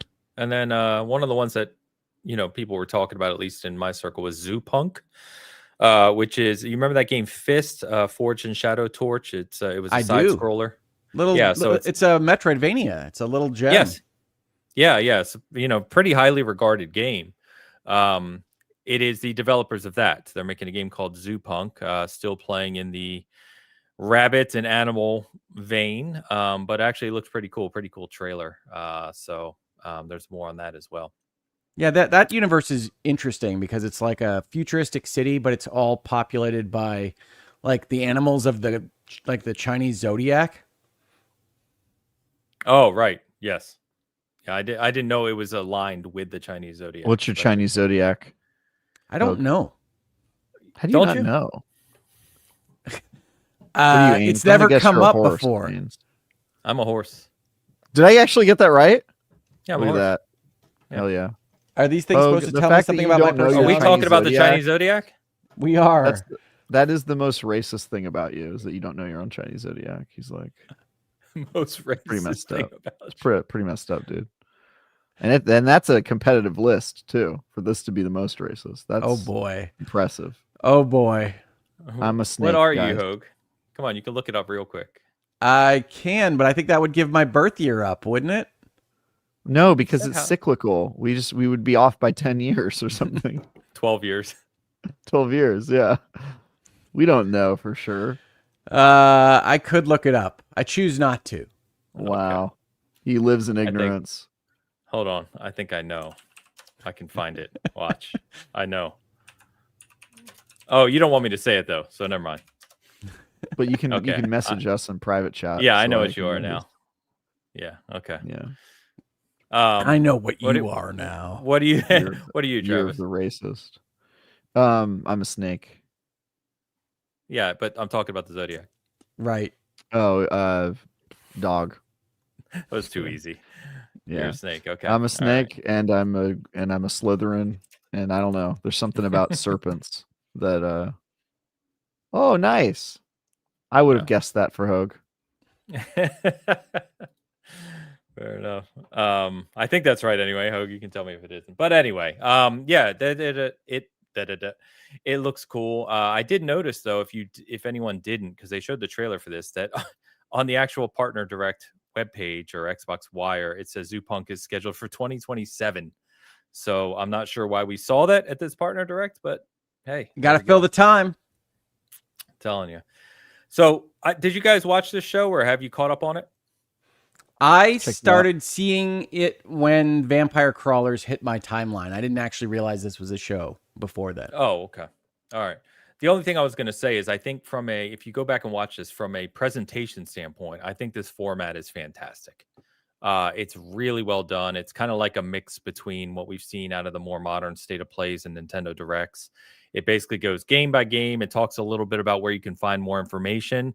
And then like every 6 games or so it kind of summarizes this. It's really well done. I hope Xbox sticks with this format. And honestly, it was a good little show. I liked a lot of what I saw here. It's not like big budget AAA releases other than 007, which no Hades. They didn't even, they talked about the car. Like, it's fine. 007. I mean, that's March, right? I mean, like that's coming up soon. Yeah, I think they wanted that just to have the clout of it being in the show. A big part of Bond, guys. Well, and Xbox. I'm aware of this, but for having a car on stage, I mean, like that's part of their brand. Actually, not did to it take come us down off track. from the ceiling? Xbox 2019, when I went to, it was either FanFest or part of the actual media show there. They had the McLaren Senna built out of Legos there that you could sit in. That was something. Did you sit interesting? in it? Yeah. Nice. I feel really worried that I was going to break their Lego car apart. Yeah, I don't know how maybe they had additional support beams or whatever, but yeah, it was just sitting on stage and everyone could go sit in it and check it out. I would be afraid that I would take off in the car and then it would start to fall apart brick by brick until I was left just holding the spinning wheel spinning around. Like in the see, that sounds like an anxiety dream, Travis. No, you get into a Lego car. Honestly, it falls apart on you. My goal in life is to get into as many cartoon situations as possible. So that would have been one for the bucket list. Holding nothing but a busted steering wheel while flying through the sky is like, that's how I want to go. I don't know about you guys. Yeah. My God. To close out on this show, the as Bomber, shout out to my boy Bomber in the chat. They highlighted the show here was everything was play anywhere. So again, Xbox really highlighting they're going towards buy it once in our ecosystem and you can play it console. Also PC, the OS. Cloud, anything. Yeah, and the actual big screen, what they're calling it, the big screen experience launched for insiders on PC as well. That's actually kind of a big deal because that's kind of the problem, right? Like, I don't know if you guys have ever tried to play like a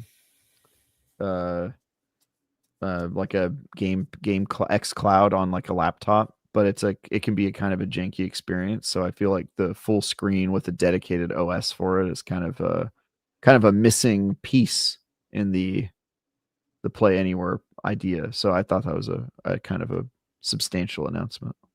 Yeah, no, it is. I mean, it's what we've talked about where Xbox is going, right? With their next platform and GameCube competition and all that. So, but yeah, good show. Like I said, Xbox Wire does a really good job of summarizing kind of everything, and they have all the links to the interviews and everything else. So just check it out if you want to see all the announcements and anything you might have missed. So cool.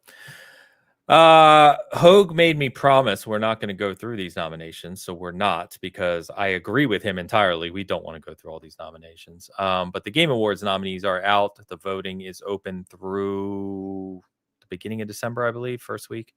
So a couple highlights. Expedition 33, as we've already joked, was going to be the darling this year. We knew that was going to happen. It is the most nominated game in Video Game Awards history, which I think is a travesty, but here we are. So it's nominated for 12 awards, followed by Death Stranding 2, another shocker, and some other game.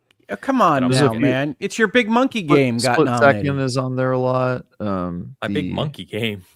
Your Big Monkey game got some love. Yeah. Oh, Bonanza. Yeah. Yeah. Honestly, you seem really enthused about Bonanza.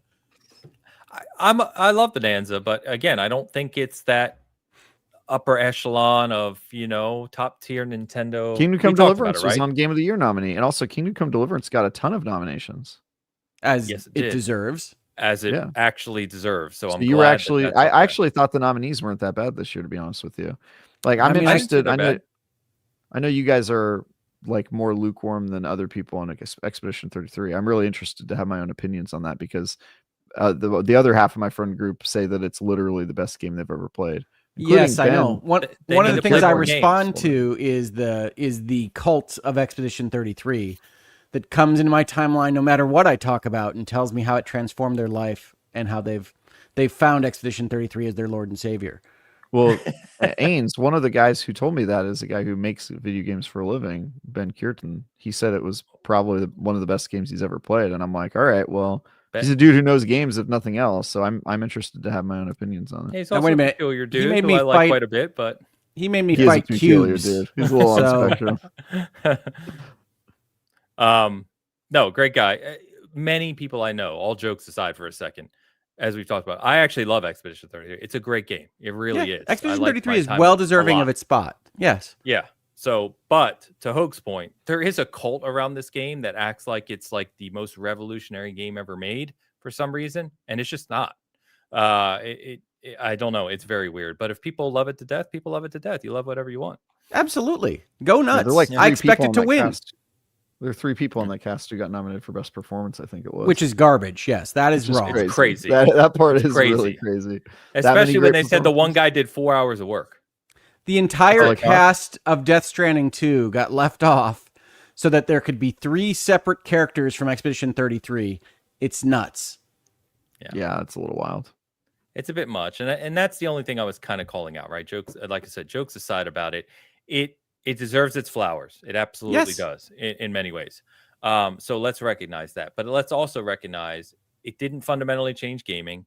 And there is a darling period happening with it here where it's being kind of cast out among everything, Wrong. Which is a bit nuts. So, I mean, the tweet that I made this week that got the most attention was that I said after the nominations came out that there is one game in 2025 that I do think is going to stand the test of time and people are going to remember it coming out of this year, and it's Kingdom Come Deliverance 2. It's Kingdom Come Deliverance 2, 100%. And I didn't say one thing about Expedition 33. I didn't say one thing about Expedition 33, but the cult found me, as it always does. You guys are on crack cocaine if you think that people are going to be talking about Kingdom Come Deliverance 2 years from now. Maybe some people, but the game does not have. I would happily bet anything you want on that. Yeah, no, it's going to have the Witcher 3 slot of the problem is it's going to be impossible to reference, but I don't think I'm not saying this isn't a detriment of the game. I'm just saying it does not have broad enough appeal, I think, to be the game that people are going to be talking about, because it's going to be the starting point. It is for a lot of developers building up their story. It is going to be referenced like Witcher 3 is. Expedition 33 is not. And also, more importantly, the reason that I didn't say that about Expedition 33 is that I think E33 has a lot of freshman flaws. It has a lot of stuff that I fully expect this team that kicks ass to fix in the next one. Yep. Agreed. Yeah, no, I think everything you just said, I agree with all that. I do agree with you as well, Travis. KCD2 is a niche, partially because of its setting and the kind of game it is, right? And the type of game it is. I don't think it's going to be a cultural reference point, like, by any stretch down the road. I think it will, because we're already kind of seeing that. I think the reason it's up for Game of the Year is because as the year has gone on, I would argue that if this game released in September, it wouldn't be on this list. The reason it's on the list is because more and more people are discovering this game and realizing how utterly brilliant it is from a design perspective. It's a crazy game. And I'm seeing that week. I mean, again, it's always anecdotal. You can't measure this, right? But I'm seeing it week over week, more people discovering this game and being like, holy shit. And it's like, yes, like the game is that good. It has design elements that many other games don't accomplish. And I think people are recognizing that, and more people will over time. Yeah, Yeah. I don't think its stretch will be as big as you think. I would like it to be. It's not gonna be as big as Witcher 3. No, yeah, but I don't think gonna it's have going to be some the type game. of launch. I don't think it's going to get enough exposure, and that's a shame. But I just don't think it's going to get enough exposure to be like the game people are talking about. Yeah, I think it's somewhere between those two. I think we're using differences of people we'll be talking about, but we are in a buzz period for Expedition 33. I think it will end. I also think that Sandfall is going to make a better sequel. I agree. Yeah, there's a Sandfall? lot of room for improvement with Expedition. Sandfall is the people that made it. Sandfall Interactive. Yeah, they're the studio. I don't know the name of the studio. It is their first game, though. I mean, it's fantastic for a pretty good, fantastic debut game. Well, it's their first studio game, right? I mean, obviously they built lots of games previously, but the human beings, yes, human Sandfall, yeah, debut. The debut genre or the debut category is one that struck me as it's going to be a tough vote. There's a lot of good debut games. A great year for gaming. I mean, unbelievable. It is a great year. It's a good nomination list. One thing I was going to ask you guys is it's kind of funny because Expedition 33 seems poised to be the darling and run away with it, as we've said. Yeah. But if you look critically and you look at kind of delivery, Hades 2 is up for Game of the Year. It's the highest rated Game of the Year that's listed critically. I'll probably vote and for it. Hades was a darling, obviously. Do you feel like Hades 2 is actually getting the recognition it deserves? I mean, it's on the Game of the Year list, but Hades you know what 2 I mean. deserves to be there, absolutely. But it was the one that I didn't have on my guesses. That in that spot, I had Split Fiction, which I'm surprised to not see there. I don't think it'll win because of their release model. When you do early access, I think you cut your chances of being put into any sort of serious consideration for awards like in half, because there's half of the group that thinks that you don't count, for this year, or it's I don't know if I think that's going to be a mark on it. We'll see. I think it's probably the best game on that list. TBH. I haven't played it enough to say that, but I could see it's really that. good. Yeah. I mean, to be fair, I also haven't finished Expedition 33. That, by the way, I'm voting. I'm very excited for you to finish it because I want you to see what Hogue and I are talking about. I'm voting on December 2nd, and by then I will have played enough of these games to vote on every category. I'm close. I just have a couple more games I have to catch up. Yeah, I know. I mean, Expedition 33 isn't that long. These are 10 days where the world shuts down. These are true. These are Travis days where I'm going to have nothing going on and I'm just going to be catching up in games. Expedition 33 will be a footnote in all the games that I play in the next 10 days. So. Okay. To Hogue's point, it's not, if you push through it, you can push through it. It's not, it's not like a 150 hour, JRPG. It's like 30 hours, right? Yeah, not even. That's one day for me. I mean, depends how much side content you want to do. There's a decent amount of side content that I think is worth doing, but yeah, it's up to you. But I at least see the story arc, because I think that's where, from the conversations I talk about Expedition 33 with people way too much, and I have to stress at the start, I love the game. Like you say, to Hogue's point, you say anything even remotely negative, and people lose their mind for some reason about this. Well, I get accused of not liking it, that I am for some reason finding it valuable to front that I actually like this game. And I don't know why, but everybody hears everything below sainthood as secretly hating. Yes, that's true. It's a very good game. Yeah, it's a great game. I think I even liked it more than Hogue, but it is not the second coming. It does have flaws. And I do agree with Hogue that their second game, assuming they build on this foundation and don't do something else entirely. No, it's going to be clear obscure. On this foundation. Every game has flaws. Kingdom Come it'll be better. 2 is buggy. I have not had a single bug in Kingdom Come Deliverance 2. Yeah. KCD1 was buggy. I think you have rose-colored glasses there, Hogue. I think we've talked about bugs that we've all had in that game. I have a lot of time in that game. I don't think I've had any major bugs. I don't think I've had any bugs. There's little weird stuff, but didn't we talk about bugs in that game like the week after it came out, or 2 weeks? I think you guys are just forgetting some of the jankiness. It's possible. I'm old. I'm seasoned, but I have no recollection of bugs in that game. Versus when you said who's pleading the fifth. Versus when you said Dreamlight Valley had bugs. Oh, I've just referenced a joke on our first recording that got deleted. Sorry, guys. No. Oh, that's right. Yeah, no. Yeah, so the audience doesn't know what we're talking about. Anyway, sorry. Go on. Oh, all I was saying was that by comparison, when you said Dreamlight Valley was buggy, I thought, yes, one of the problems I have with that game, which I really like as a design, is that I constantly feel like it's on the verge of breaking apart. That literally was in my review. Is like as you're playing it, you're going like, I hope I better do this in the right order because this game's prone to breaking. And yeah, it's literally how I ended up breaking the game. But yeah,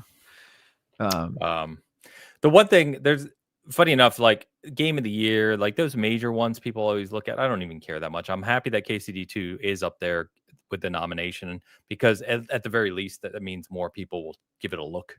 You know what I mean? yeah. But I actually get weirded out more about some of the other ones, like South of Midnight wasn't up for like soundtrack, and it's like That's crazy. It's like come on, man! Like that game is like give me a break. Like if it's up for anything, it should be up for that. And there's just other things like that I think that jump out that are weird to me. Yeah, I mean that's an obvious one. South of Midnight needed to be there on soundtrack. There's no question. I think the RPG category is completely wrong. It's messy. Yeah, it's just not done right. And it's been a great year for RPGs. Yeah. There's stuff like that weirds me out more than the major ones, honestly. As Hogue called out, having 3 from the same game for voice actor is silly. When there's so many amazing performances that have happened this year. So, yeah, and it's like Ben Starr's like 3rd best performance. It's like, okay, we get it. Ben Starr, you're awesome, buddy. But now that conversation doesn't actually matter because Troy Baker's winning for Indy. He should win probably for Indy, my vote for sure. Honestly, I was really surprised to see Indy on there given it came out in December last year because they usually do a great job of just pretending all December games ignoring those games entirely. Yeah. But they didn't. They didn't for Indy. I give them credit for that. They counted it. Yeah. It's true. Well, obviously we'll talk more about the Game Awards when they actually happen and we'll kind of have some fun with that. But what do you guys for Game of the Year? You think Expedition takes it? Oh, I don't think there's any question that Expedition 33 is going to win. It's not my vote. Agree.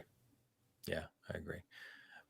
Very excited for you to play it, Travis, to see what you think by the end, because it's kind of weird when I know you can separate yourself from this, but it is always weird after the discourse on a game has happened for so long and then you go and play it. You know what I mean? I haven't heard any discourse. I've been out of the Expedition 33 loop. I seriously have not. Except for the last 15 minutes where we said it's like everyone's favorite game. I don't listen to you guys talk. I mean, I don't know. Look, I know your guys' opinions on it, but your guys' opinions are often not the, generally accepted ones. So like, I'm not taking that to mean anything. It's like, I get. Are you bundling me with Hogue right now? You watch your without tongue, question. Sir. You guys absolutely would. No, in Costco, you guys are for sure a duo pack. Like you guys come together. You get discounts. You bundle Ains and Hogue. Yeah, you bundle Ains and Hogue. They go to. It's like when you buy the big pack that has mayo and mustard. Like you guys are different flavors, but you complement each other. Sounds like a win to me, Hogue. Honestly. Yeah, no, I'm taking it. Look. Right. I've been, if not public enemy number 1, a high-ranked public enemy of the Expedition 33 fandom. Yeah, like all year. And as a guy that likes that game, it's just insane. And I have to keep checking myself to not kind of reflexively dislike it or hate it more based on just the quality of the fans. By the way, commenters, if you were wondering, Hogue's definitely mayo in that. Like without question, he's mayo. Okay. That would mean egg. That would mean I think is I think that's about right. Yeah. Yeah. Can I be spicy brown at least? No, absolutely not. Look at you. There's nothing spicy or brown about you. I'm sorry. There's just not. Oh man. All right. Let's close out real quick with just a comment on this. I don't know if you guys want to, but Ubisoft, we talked briefly last week. We just said they had halted their trading and everyone was kind of talking about what was being finalized. So the finalization of the deal with Tencent has gone through. Vantage Studios, as they're known, which is now the Breakoff Studios that are responsible for Assassin's Creed, Far Cry, and Rainbow Six, kind of finalized its investment from Tencent, for 1.16 billion euros, which is, according to Game Business, a 26.3% stake in the company. I don't have anything else to add. Go for it, guys. Oh, I mean, I think the only thing I have to add on the Ubisoft situation is my kind of traditional games media needs to be slower on discussing business issues.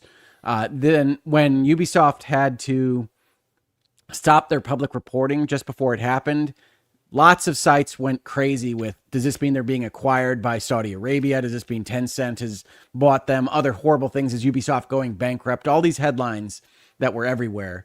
And as it turned out, what was the most likely reason for this, which is they've had a lot of complicated financial transactions in the last 2 years, and their accounting team does not agree with how those things should be reflected in their final statements. And so they are taking a pause before having these announcements, is the one that appears to have been the truth.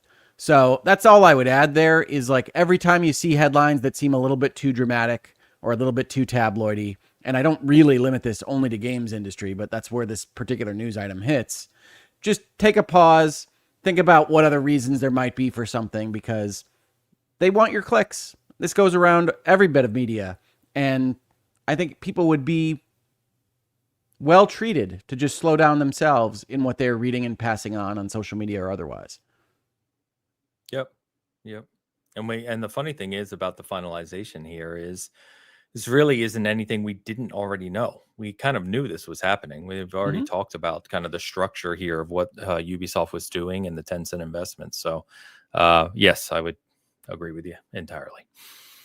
So, well, boys, I think that's going to wrap us up after a messed up start today. So for everyone here in the chat, thanks for hanging out with us. Thanks for switching over to the other links. I will just ask you, please, once again, if you could share this out, make sure you're hitting that like button because, it's going to be all messed up on the back end after that start. So sorry about that again. But otherwise, it is Thanksgiving week in here in the U.S. in particular. So we will, as Travis said, a lot of stuff kind of comes to a halt this week.